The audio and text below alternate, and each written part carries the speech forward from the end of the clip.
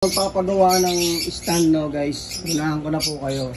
Okay lang naman po yung nakikita natin, napapanood natin na stand na may ganito, pero dapat kada aquarium nilalagyan ng gantong brace. Kung doon sa mga nagtitipid at walang budget, kasi gusto ko rin makatulong, gusto ko ma-feel nyo yung dinadaanan ko, kasi ako wala akong karanasan, kaya na-experience ko lahat yung possible na mangyari if ever hindi ko ginawa tong ganito, no? So para makaiwas kayo na bumili ng plywood, ganito gawin nyo. Una guys, pag pagawa kayong stand, damihan nyo yung ganito, diba 6 yung aquarium nyo. Syempre pag may mga ganan na yung brace ng aquarium, salo na lang ganito yung aquarium, no need ng tabla guys. Huwag na kayong bibili ng tabla, kasi yung ginawa ni Kuya Jess sakto lang doon sa allowance sa budget natin. Kaya hindi pwedeng tadtarin niya ng bakal yan, kasi siya malulugi dyan, kasi ang budget lang ganito. So nung nakita ko ganito na, feeling ko okay naman, kasi mayroong tuntungan. So ang magiging palang problema, mapoforce yung gitna niya, kasi walang panalo dito sa gitna. Ang nakapit lang sa bakal, ito at ito. Pag tumagal raw, kasi sabi ni Boss Francis Gumabaw, yung styro natin nanipis. So makapal na nga yung styro ko, kaso habang tumatagal raw, luminipis yan.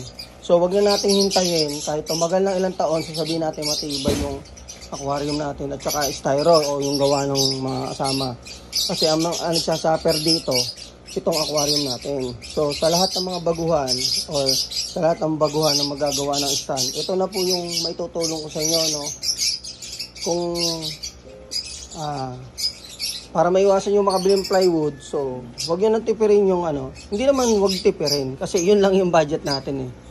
So ang gawin nyo lang, kada aquarium na ilalagay mo, kung ilan ang aquarium ilalagay mo, 6, damihan nyo yung ganito para may brace na sila.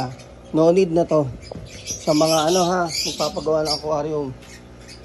Ngayon, syempre, kung gusto nyo talagang maganda or mas matibay, pwede nyo naman kahit may marami siyang brace dito, maraming brace na ganan, pwede nyo naman lagyan, nasa sa inyo yan, lagyan yung aquarium. Sa akin kasi, sa nakita ko, nung wala siyang aquarium, ganito itsura niya guys. Ito yan, nakasupport to.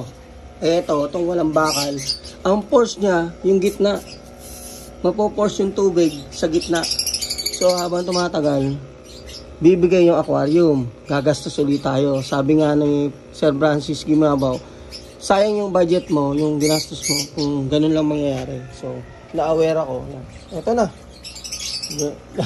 Nagawa ko na to, guys. So, tapos may lining pa, yan, sinusundan mo para pantay yung pagkakalagay mo ng aquarium mo, no.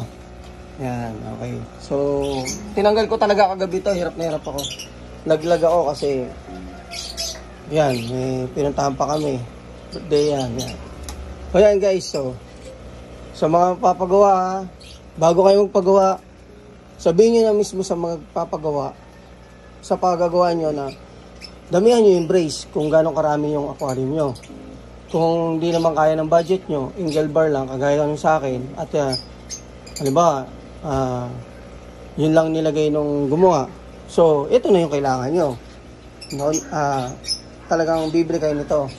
So, ngayon, ito yung ginagawa ko. So, tingin ko, tatagal naman to. Tsaka 650 lang to guys, yung bili ko dito. Yun nga lang, patuka ako sa ibon yan. So meron pa naman akong patuka sa ibon, kaso paubos na, nababawasan na siya, kasi hindi ako kontento pag ang patuka ng ibon ay nababawasan ng paunti-unti. Tinatansya ko, wala namang so bibili uli ako, dapat bumili na ako. So yun lang yan, para malaman nyo na guys. So peace out, happy Tuesday to everyone. Ingat lang, sa dasal lang lagi. Thank you Lord, always keep safe and God bless. Peace out.